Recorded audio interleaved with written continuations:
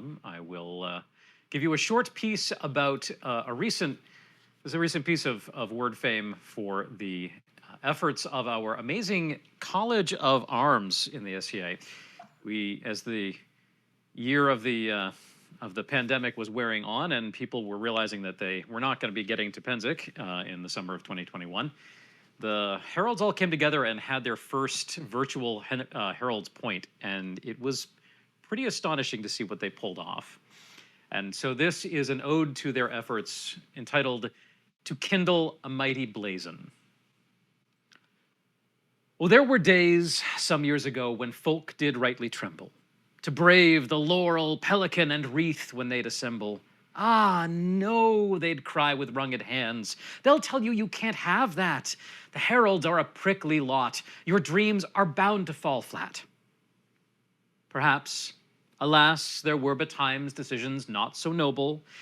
In teens and 20s, snark there was, positions quite immobile.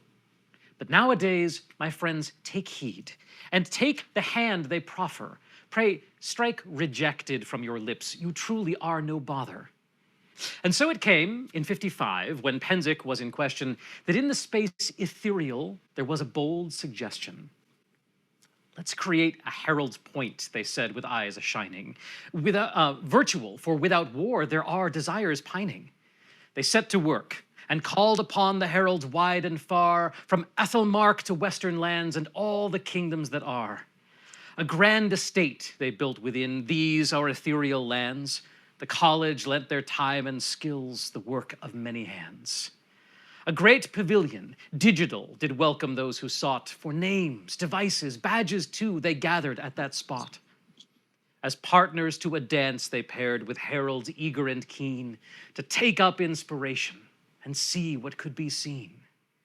Clerks there were who lent their toil to craft submissions ready, coin to transfer swift and true, the flow of packets steady. And of the artists of renown, what words could e'er be spoken? 1,000 each for labor's good would merely be a token. Tomes poured over and entries found for names and deeds and places, that all could speak the praise of kin, and we would know their faces.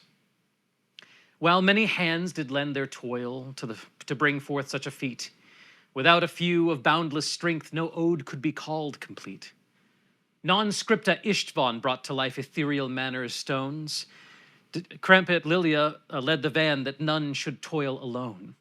Marie de Blois, she lent her gaze to the order of the day.